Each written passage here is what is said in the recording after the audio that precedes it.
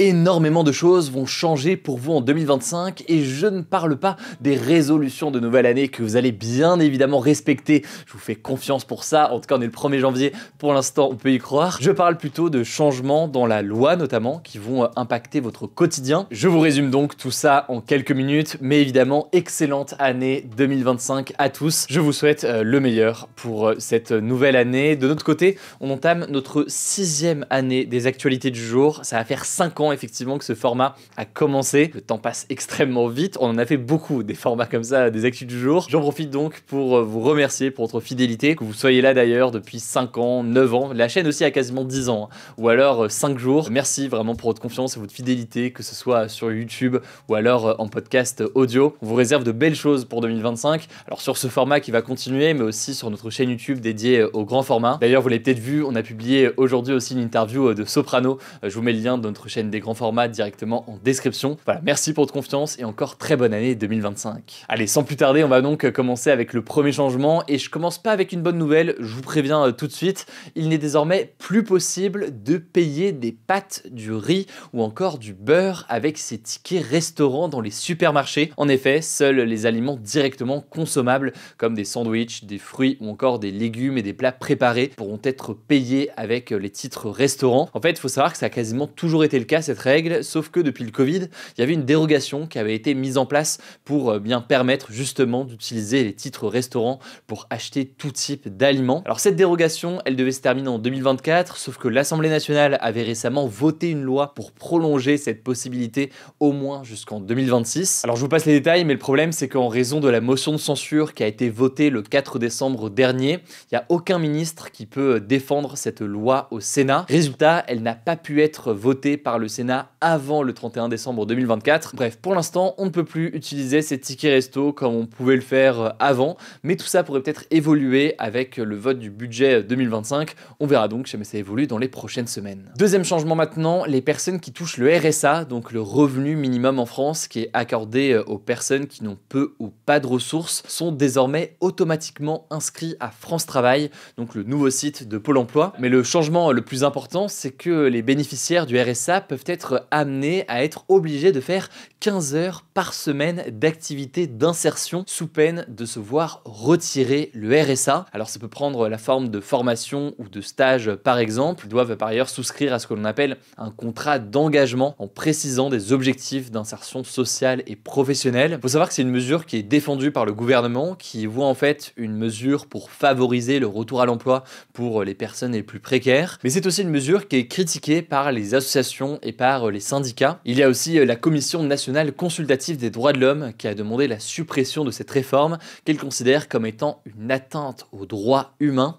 Alors je ne rentre pas dans les détails là-dessus aujourd'hui, on en a déjà parlé sur cette chaîne, mais je vous mets des liens directement en description si vous voulez en savoir plus. Troisième changement désormais, les véhicules classés critère 3, c'est-à-dire donc les véhicules diesel vieux de 14 ans au moins et les essences vieux de 19 ans seront interdits dans plusieurs villes de France. C'est le cas par exemple de Paris ou encore de Lyon. Alors après, pour nuancer, attention, l'année 2025, ce sera une année dite de pédagogie avant que de vrais contrôles soient effectués durant l'année suivante. Quatrième changement dont on a déjà parlé il y a quelques mois, il sera désormais possible en 2025, dès l'âge de 3 ans, de bénéficier d'une séance avec un psychologue, une séance gratuite par mois, donc 12 séances par an, et ce sans ordonnance du médecin. Il faut savoir que jusqu'ici, il y avait un dispositif appelé Mon Soutien Psy qui permet d'avoir accès à 8 séances gratuites par an chez le psy, mais c'était sur ordonnance et c'était décrié donc par les psychologues. C'était une raison, entre autres, de cette colère. Là, il y a donc un changement puisque c'est sans ordonnance et c'est un peu plus de séances, même si, selon le collectif de psychologues Manifeste des psychologues, ce dispositif a été pensé pour de l'accompagnement léger avec seulement une séance par mois et il estime que seuls les patients qui ont les moyens financiers pourront suivre une vraie psychothérapie malgré donc cette aide.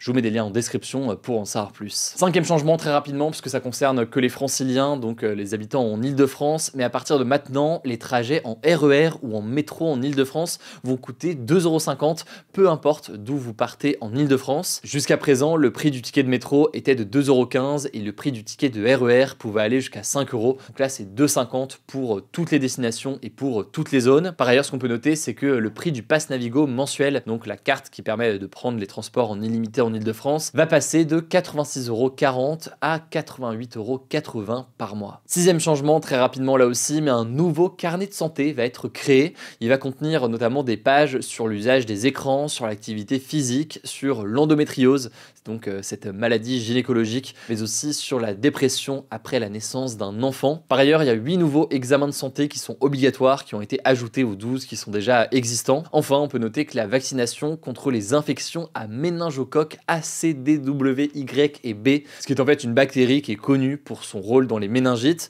et bien ce vaccin, il devient obligatoire pour les nourrissons, ce qui n'était pas le cas jusqu'ici. Et d'ailleurs, vu qu'on parle des enfants, septième changement qu'on peut noter, toutes les structures qui accueillent des enfants, donc on parle de l'école, des crèches ou encore des établissements médicaux spécifiques, eh bien ils ont désormais l'interdiction d'utiliser des contenants alimentaires en plastique pour la cuisson, le réchauffage et le service. Alors ça concerne tous les établissements qui sont dans des communes de 2000 habitants ou plus. Et pourquoi ça? C'est pour des raisons de lutte contre les perturbateurs endocriniens, mais aussi pour des questions écologiques. Huitième changement, on a parlé des enfants et des bébés, maintenant on va parler des personnes âgées, puisque les retraites de base sont revalorisées de 2,2% ce 1er janvier 2025. C'est en fait à hauteur de l'inflation, donc de la hausse générale des prix. Et on a la même augmentation pour l'allocation de solidarité aux personnes âgées qui augmente de 2,2%. Pour comprendre le détail de ces augmentations et à partir de quand est-ce que ce sera réellement effectif de votre côté, je vous mets le lien directement en description. Neuvième changement, et c'est une bonne nouvelle pour ceux qui ont des banques qui pratiquaient certains tarifs jusqu'ici. À partir du 9 janvier, les banques ne pourront plus facturer des frais supplémentaires, que ce soit de 1 € ou de 50 centimes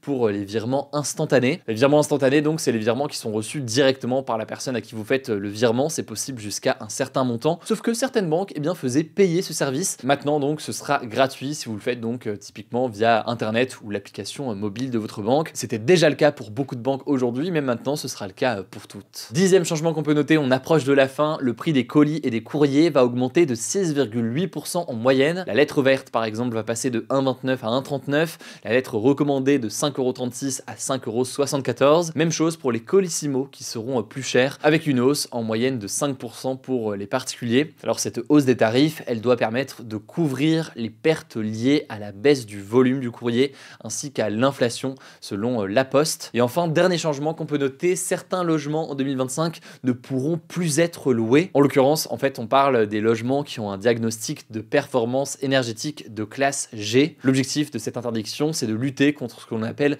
les passoires énergétiques ou les passoires thermiques. Donc les logements qui sont très mal isolés, où il fait très froid parce que l'air passe. Si vous êtes à Paris notamment, mais aussi dans de très nombreuses villes, vous savez de quoi on parle. Alors cette mesure, elle s'applique pour tout nouveau contrat, donc tout nouveau contrat de location, mais aussi en théorie pour un bail reconduit de façon tacite chaque année. Alors je vous passe le détail, mais si donc un locataire est dans un logement avec un DPE classe G, il peut en théorie réclamer des travaux au propriétaire ou alors saisir un juge si nécessaire pour faire plier le bailleur et obtenir une réduction de loyer ou alors la suspension de son paiement en attendant les travaux. Bon, mais on a fait beaucoup de recherches là-dessus et pour tout vous dire, tant niveau locataire que niveau propriétaire, il y a encore beaucoup de flou et on voit que d'un point de vue politique aussi, la réelle application de cette mesure est assez floue. Il y aura peut-être donc des précisions dans les prochaines semaines, mais je vous mets dès maintenant des liens en description pour en savoir plus. Voilà donc pour ce que l'on sait pour le moment, sachant que vous le savez, on fait ce format chaque mois aussi pour voir les évolutions au fil des mois. En tout cas, avec toute l'équipe, on vous souhaite une nouvelle fois une excellente année 2025. Merci encore pour votre confiance et votre fidélité.